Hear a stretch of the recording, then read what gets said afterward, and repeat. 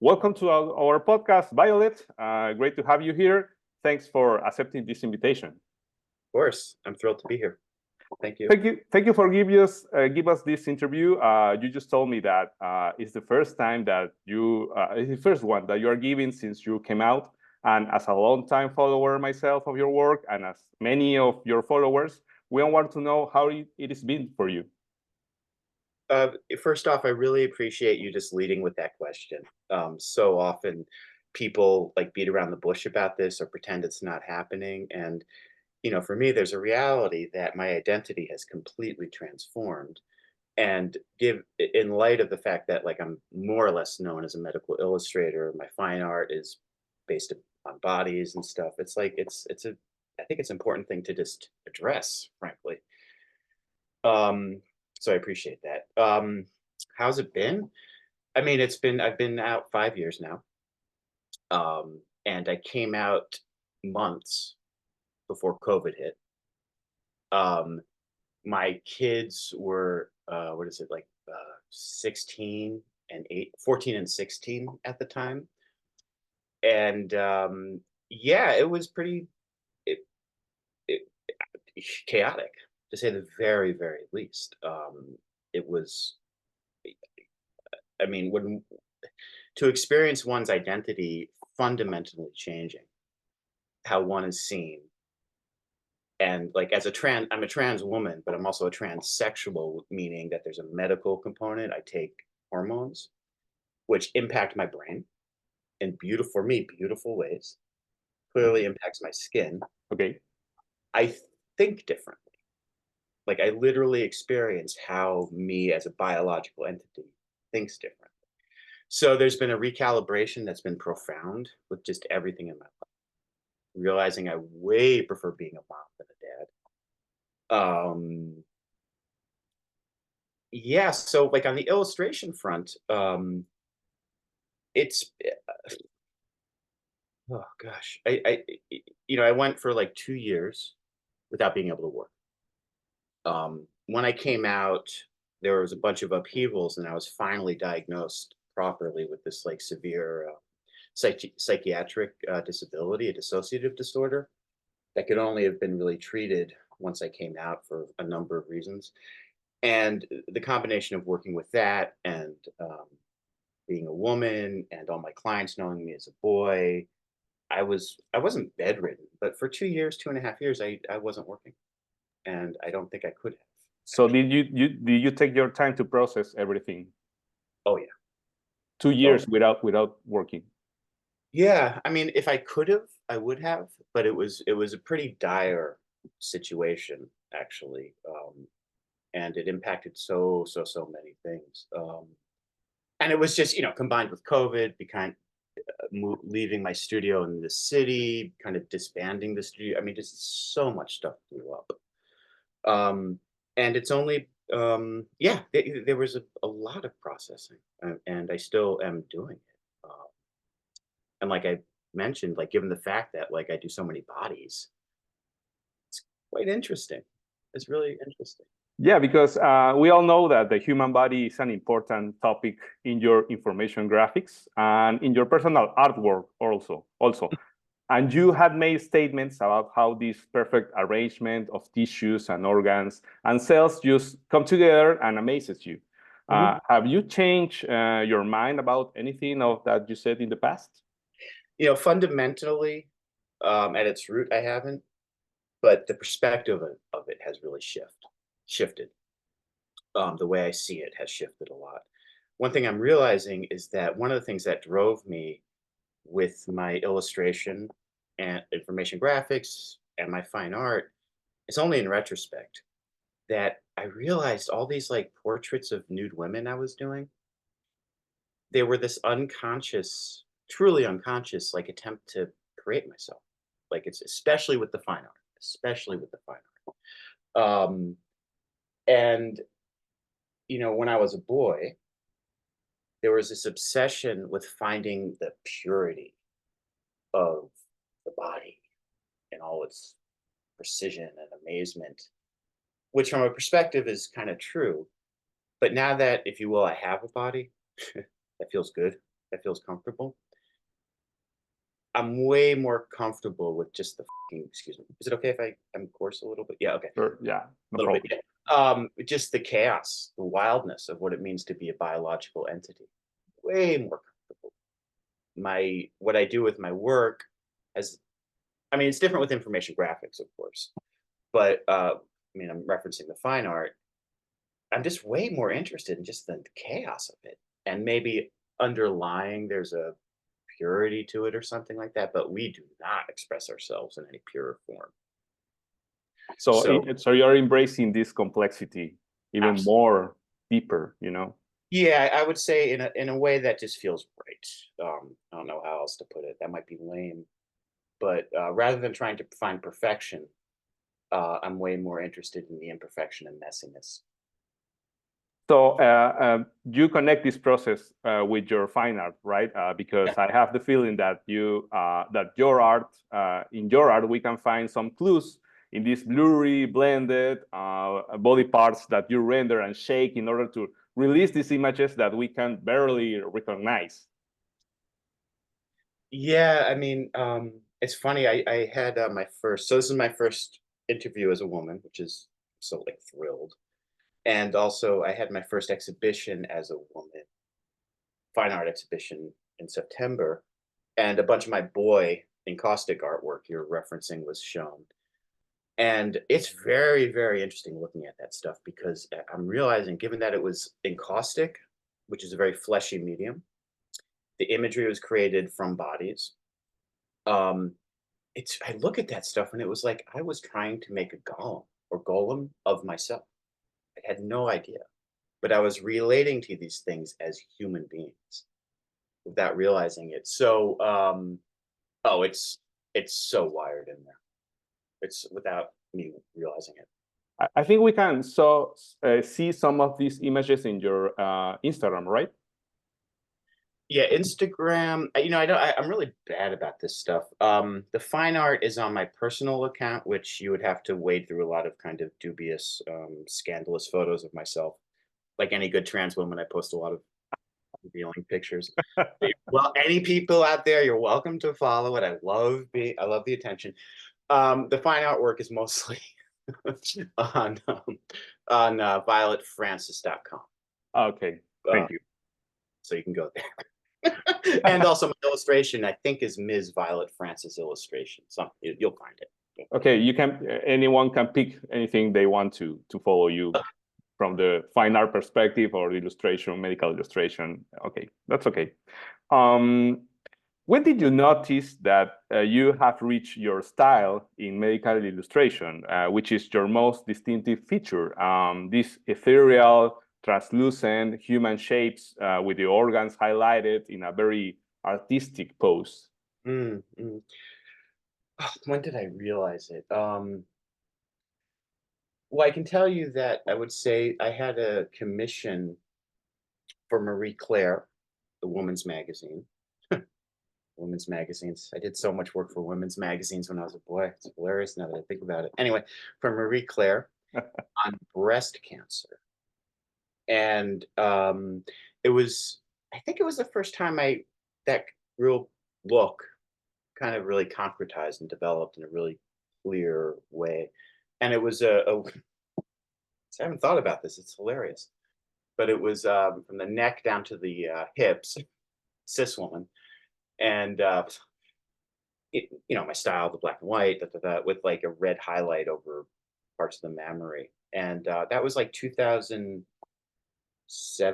6-ish. And it was shortly after that that the phone started ringing off the hook. You remember phones? People actually called me. Really funny aside about this is that I found out like 3 years later that Marie Claire had entered that illustration in some kind of contest and it had won gold or best in show. And I had no idea. No one had let me know. I was kind of disconnected from the scene. And like a result of this illustration I did kind of began to blow up my career. And I had no idea what was going on. So that was just kind of funny to find out a few years later. Yeah. So any art directors out there, let their illustrators know if they enter things into into competitions. They might not know.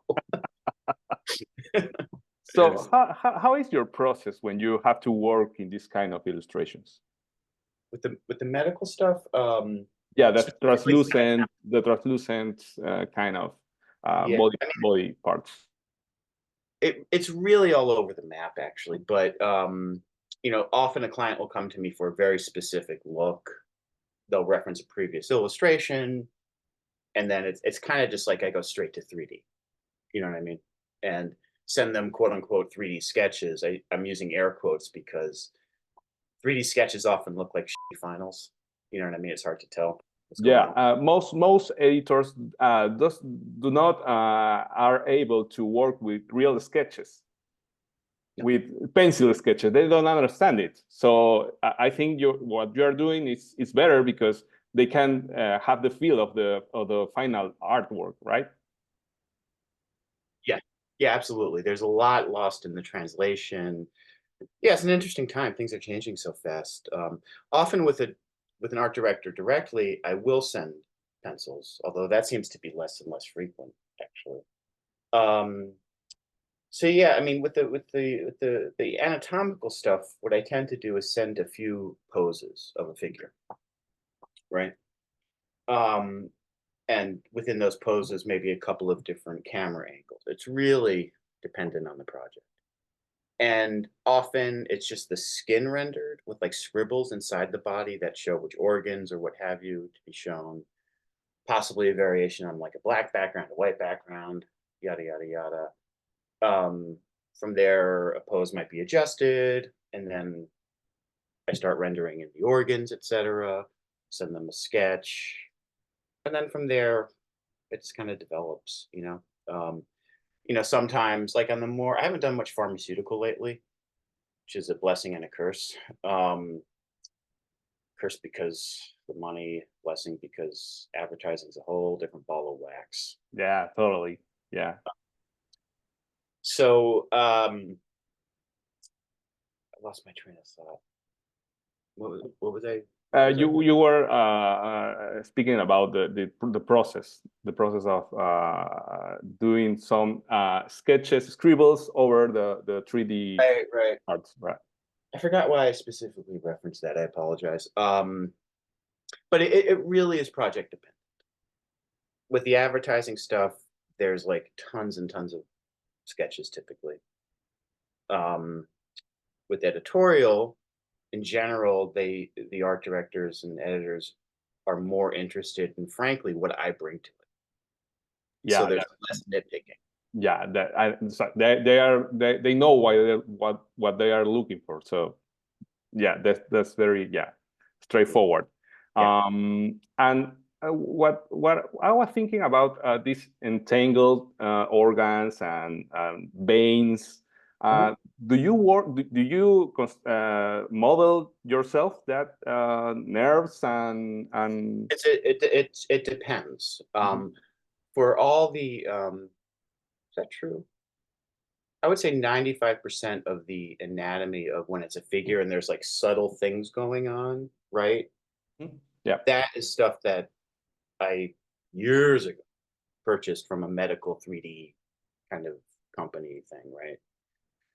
And we'll use the organs that they've modeled actually in the illustrations, but quite often I have to make adjustments or change it and things like that. So it's a bit of a, but for the most part, I'm working with assets I've bought. Yeah, that was my question, but I know there is there is a complexity in the pose that you use because it's not like T pose or A pose, Right. so that adds some complexity to the task, you know? Yeah, yeah. I mean, the figure, I'm sure you, of course, you know, and the audience knows, it's like a puppet. When you pose an arm, the veins and things go with it. So it's not like you model things from scratch based on Yeah, the yeah. yeah. The rigged figure, yeah. You often mention two main influences when you talk about source of inspiration. One is Leonardo da Vinci, and the other one is John Greenway. Looking Right. back in time, do they still your main influences, or did you find more sources in recent years? It's funny. You mentioned John Grimwade. And he's been on my mind a lot the last month, I would say. We haven't spoken in a and yeah, he still is a really big influence. I don't like think about his work consciously per se, but I just yeah, his stuff is astonishing. There's reasons he's John Grimwade, and his work really is up. And the one thing that I've really kind of been thinking about is I hate the word humble because I feel like whenever someone uses the word humble, it's usually typically from an arrogant place. But Yeah. that said, there's humility to his work in that there's just nothing extraneous. It's just straightforward. It's just right there. He's not trying to wow you. And as a 3D illustrator, I mean, typically people want to be wowed. You know what I mean? Yes. And that's like a bit, I don't know if it's frustrating or because I typically, as an illustrator, as an information graphics person, I'm not thinking about wowing people. Typically, Yeah. I mean, sometimes I'll get a commission that we want some splashy technique, like whatever, and like, okay, that's what it is. So yeah, that his ethos, his manner, his understated qualities are definitely there. Da Vinci, it's interesting you bring that up because he feels much more kind of connected to my old boy self in Okay. that he was so obsessed with the purity, the perfection. He painted like a scientist. I'm still totally down with that stuff, but he less so, as much as I love him. But as far as other influences, from the beginning, it's always made me a little uncomfortable in these kind of forums talking about this. I don't look to information graphics for inspiration in general. And You also talk about talking about Da Vinci's work, that you admire the two-tone thing that we can find in his notebooks mm, when mm. he make these sketches of human body with just two tones. That really amazes you, right? Yeah, yeah. I mean, one of my discomforts with like digital stuff, 3D, it's like I feel like there's this shift of like recreating reality. Whereas when you're using charcoal or chalk or pencil or graphite, there's just no hope of recreating reality. Now, I mean, the Renaissance people were talking in such a manner, but it was so obvious that it wasn't a reproduction of something. It was an interpretation that was hopefully going to bring up kind of a interaction with the piece that made it feel real. So I love limitations. I love limiting color palettes. I love all that stuff. So yeah, no, I mean there are times where Technicolor is like called for, I would say, but it's Yeah, not that yeah. often. Uh, and in a technical side, how do you manage to use MRA or other kind of 3D scans in your illustrations?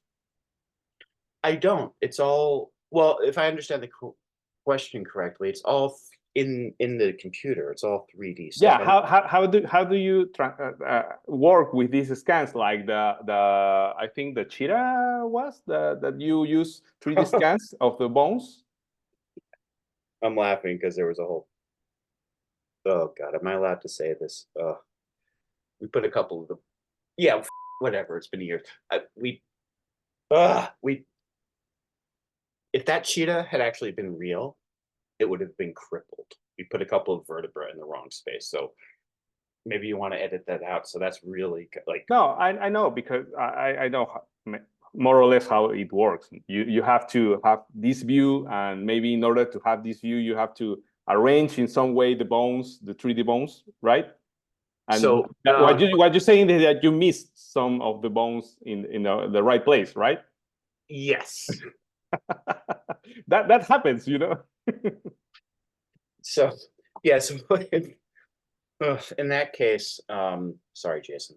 In that case, we were given these 3D scans of the bones and then put them. I say we because this is back when I had like a full studio. It's just me again. Which Joe Lertola, Jung Se, and Mariana Sutter, um, those three people kept the studio alive. I feel like I'm not sure if I talk about that much, but with all the upheaval in my like, I just you know, the studio was called Brian Christie Design, and sometimes their names would show up on bylines, but they're the guy. Like without them, we wouldn't be having this conversation possibly. Yeah, Joe is great. I mean, his infographic about the twin towers and the 9/11 attacks. I mean, it's one of the most. That's the thing that made me get into the 3D. Yeah, Oh yeah, wow.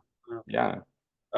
Yeah, So no, if you get to talk to Joe, say to him, please. I will.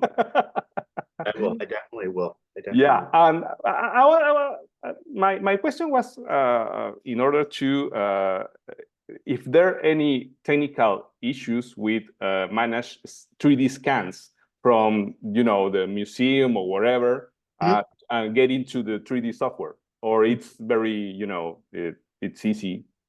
It's like in theory, it's easy. Sometimes like the polygons are so high in count. I work in it's not an old software, but a software that's not particularly robust compared to like all the other Mayas and things like that. I mean, I love the software, it's lightweight, but sometimes converting the files can be a pain in but ultimately it's really straightforward.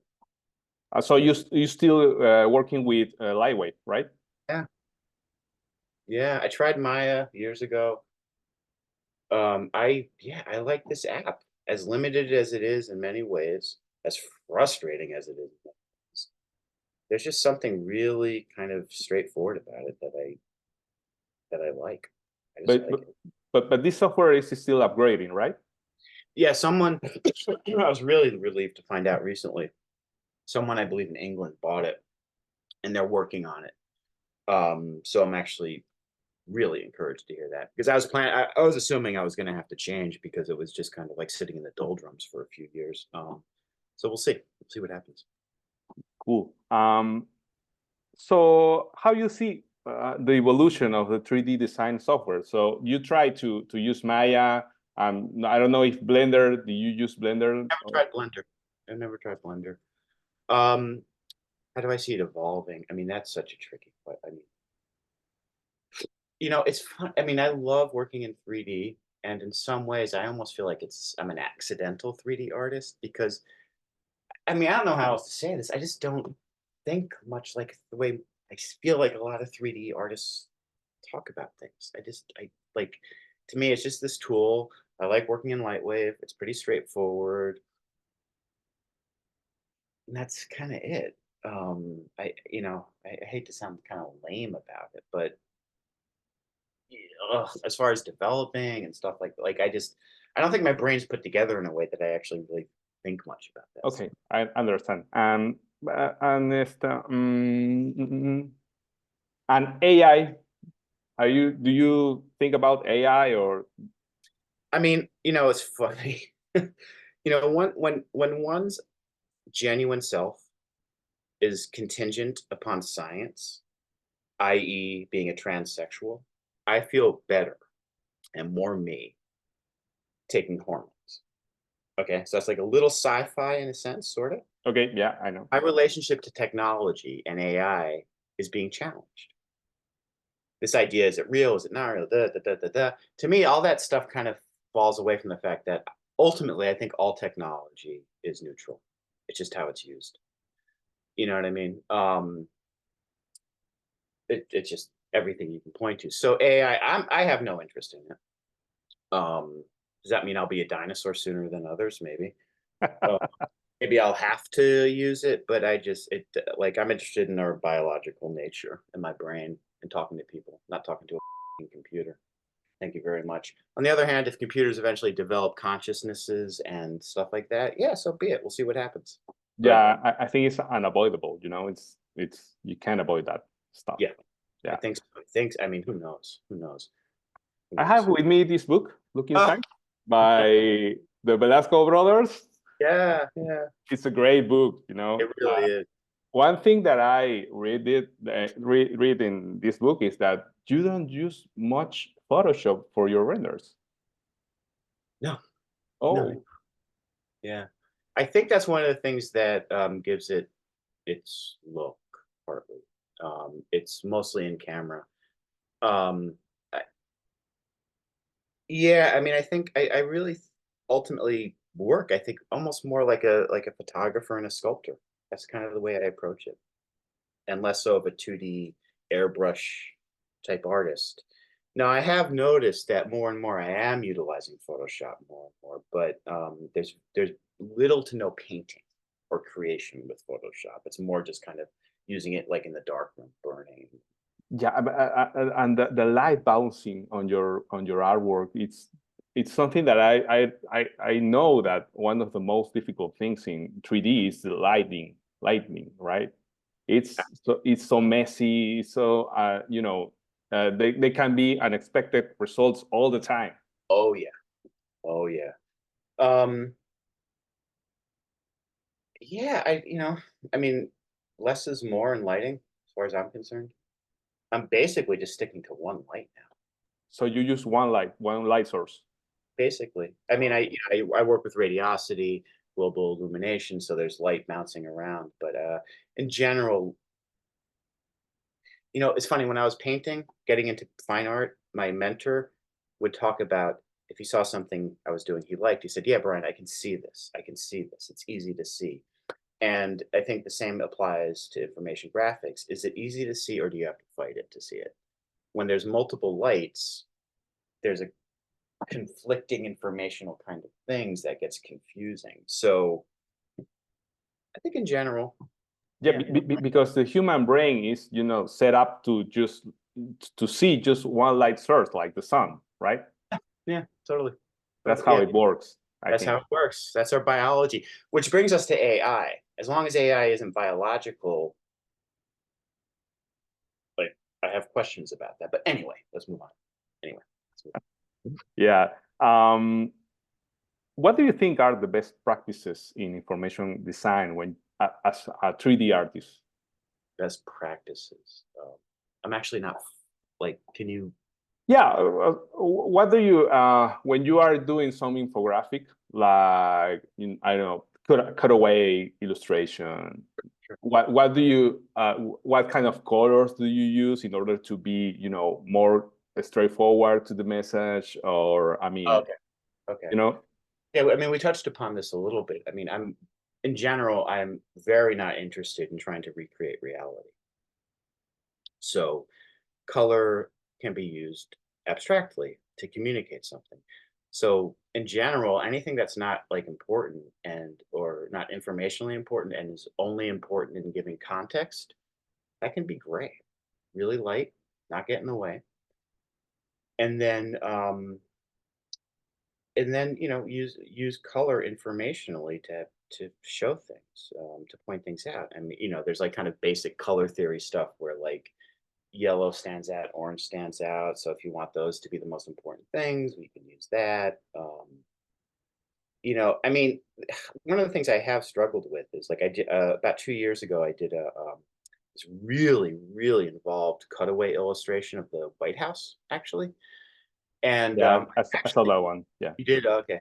I actually really struggled with that one because it was the purpose of this illustration was to show, I don't want to say the opulence of it, but it was about all this incredible that's in these buildings and the rugs and this and that and the opera and the gold.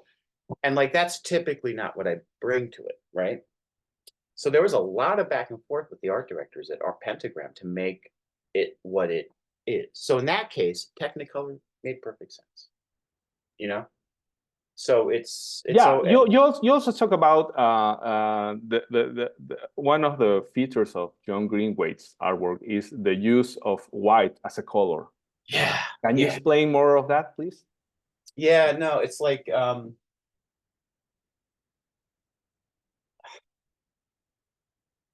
yeah, I think that many 3D artists and myself included, like definitely myself included earlier on, thought of white as an absence of something when it's not. When you think like, okay, so when the page is purely white, right? White is nothing. But what we need to consider, I think, as information graphics people, is that there's often color on the page or on the screen or what have you. So white is a differentiation from what's completely on the screen. Thus, it's a color in a sense. And maybe that's technically incorrect, but the fact is, if you have white on something, we know through color theory that's making other colors read different. It also gives it some life. It doesn't get heavy, doesn't get muddy. And I think he was the first person that made me like, oh my God, that guy can use white. You know, he'll have a blue sky with this white track on it, and it just sings. It just sings. And he doesn't use black outlines, right? I don't. Yeah, yeah, because it's almost like 3D. O sea, he used the Illustrator isometric figures without using black outlines, right? Yeah, no, he's yeah. I need to. I'd love to talk to him at some. Yeah. Anyway, yeah.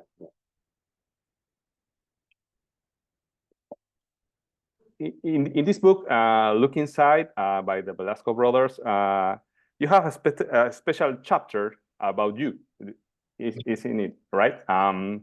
Yeah, I do. And in the intro, they say that your work have an emotional quality. You know that in infographics field, there were discussion about the distance that these graphics must have in order to be more accurate, neutral. So if you have a balance between them, or you don't care, maybe you just want to be emotional in your infographics. Yeah, I mean, this is where my transition is part of it, but barely, or maybe it is. I don't know. But this whole idea of neutrality, of omniscience, it's just total. It's just, come on, guys. We see what's happening with the New York Times with their neutral headlines. Their neutral headlines are being cited in anti-trans legislation. I'm sorry, you guys. I'm sorry. Deep breath. There's no such thing as neutrality. It's that said, is there a way to kind of have distance from the subject? Absolutely. Absolutely. I think distance, perspective, that's critical. But to say that there's no such that we have to be like purely neutral is denying our biology. Of course we have associations. So it's I'm fine with like emotion. We read information emotionally. I mean, some people don't. So like that's all part of the picture, but we interact with our world emotionally for the most part. That's how we learn also, emotionally. Of course. Yeah. Of course. And you used to follow Edward Tufte in the past, his design principles and that stuff. Yeah. I mean, he's like the whatever the king, whatever. I don't know what to make of him.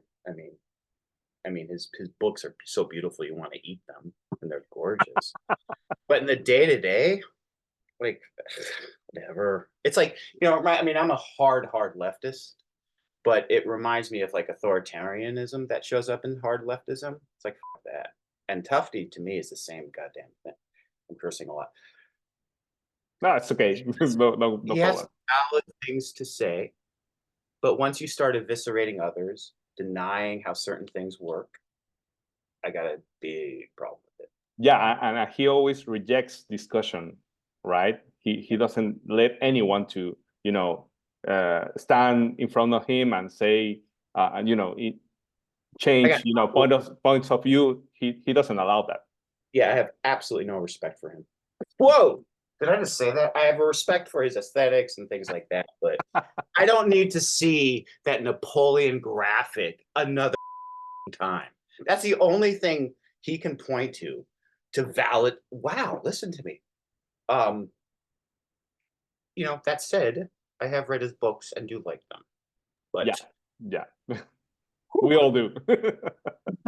Yikes. It's kind of like being like loving Richard Wagner or something and like, oh, that whole anti-Semitism stuff. Oh well. But like I should stop talking. Let's ask the next question, please.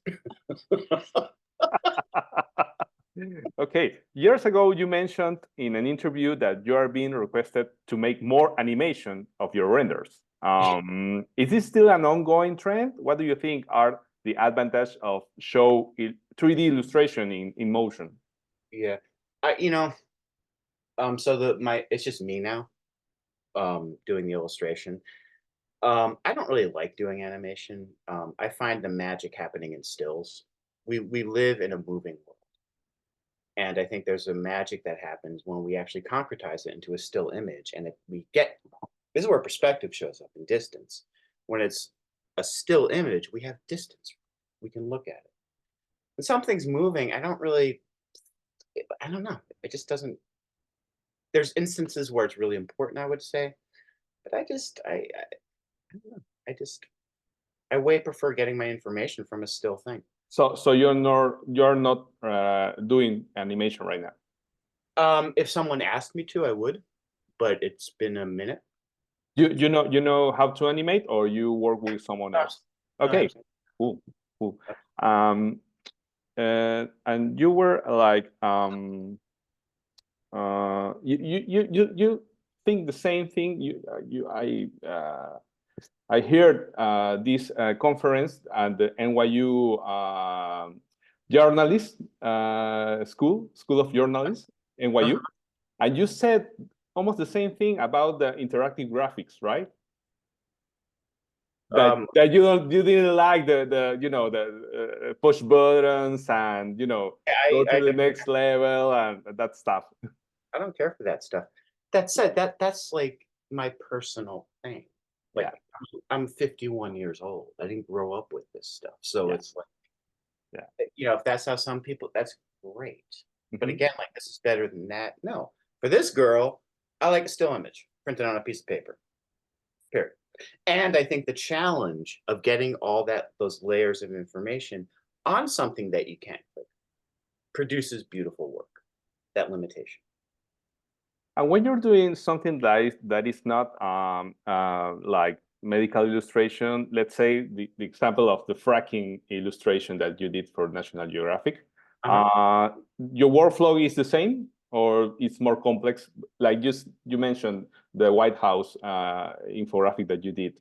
Maybe it's more complex because I don't know. It's some or other things that are in architecture, or I mean, I don't know. Yeah, well, it's more complex in that with the body, you know what you're working with. You know what I mean? With fracking, there's other variables like the machinery, how it's going in, how it's working and stuff like that. So it's less complex, it's more complex. The process is basically the same.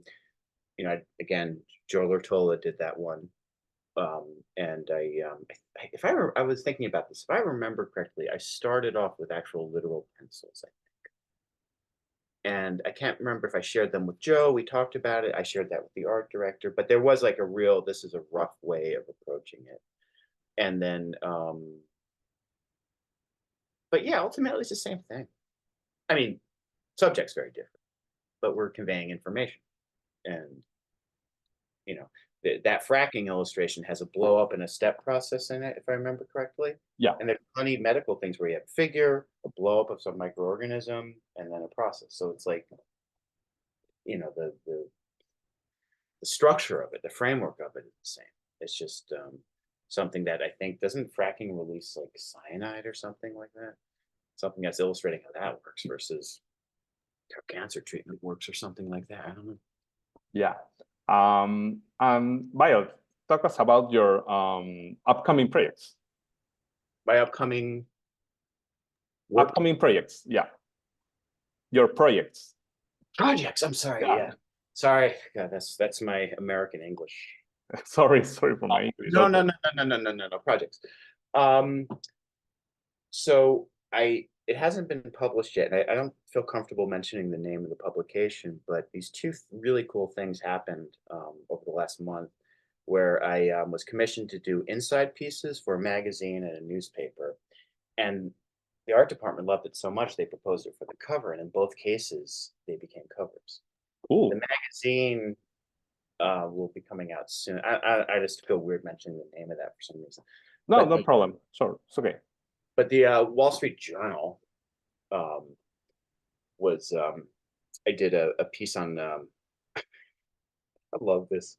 Breast reconstruction. When the art director contacted me and said, "Hey, Violet, we got a great project for you," I responded like, "Are you kidding me? A trans woman doing a project on breast reconstruction? I am so in." So it was, Cool. yeah, it was an inside illustration, and they were so happy with it that they put it on the cover, and I'm really happy with that illustration. You know, typically for me, I sadly don't like what I'm working on. Honestly. It's like Mm, I really see things negatively, and I have a mhm. lot of difficulty kind of getting any like it's just it. I mean, I like doing the work, but I never. I don't know. It's very very difficult for me. It has always been, but every once in a while, there's something I'm like, that's good.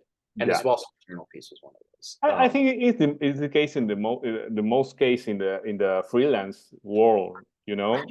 Yeah, that's I think it's Ah, very common. Yeah. I just sent a bunch of sketches um, to Jason Treat actually, and he didn't respond immediately. And no knock on him for this. And like, I honestly don't know. Like, are they horrendous? Are they amazing? Are they gonna fire me? Am I never gonna work again? And I'm Mhm. like, yeah, freelancing. Yikes! It's pretty intense. But Yeah. anyway. So those are two ones I'm really happy and excited about. This project for Jason I just mentioned, doing something for like a medical website for the everyman, let's say, which I'm excited to do. Um, And in your fine art, the fine art, since that exhibition closed in November, I haven't been making anything. Now, the illustration, there's obviously been a real kind of sea change with my transition of doing it. The fine art has been like that times 10. Well, maybe not that, but my work has gotten way more grittier, way more subversive, way more humorous, way more edgy. Um, really, really in your face about my transness. And there's a postpartum that comes with having a solo exhibition often, and this one was pretty extreme for me, postpartum depression. mhm. But I'm starting to get the hunger to start making, and some things I want Cool. to. Yeah. Thank you for the time, Violet. Thank you for be able to talk with us. Anything you want to say to our audience? I'm just really, that's funny. What do I want to say to the audience? I think about this a lot. Well, first of all, Raul, thank you so much. It's real, like truly been delightful. It's so nice to talk about this stuff as Violet and all this fun. Thank you too. Um, and to say to people, it's like, you know, I think most people are aware I was a pretty tortured individual as well. I think, like, I never know what people do, and I think I'm assuming I alienated a lot of the people I worked with, possibly. I really don't know. And there's people I've reached out to, people I haven't. I haven't really known exactly how to deal with it. But what am I saying to them? I'm a, I'm not tortured. And a lot of the possible confusion you had when you were working with me, there's like, it wasn't cool, but no, it wasn't cool. Absolutely wasn't cool. And there was a reason for that. Not that that's an excuse, but things are really different now.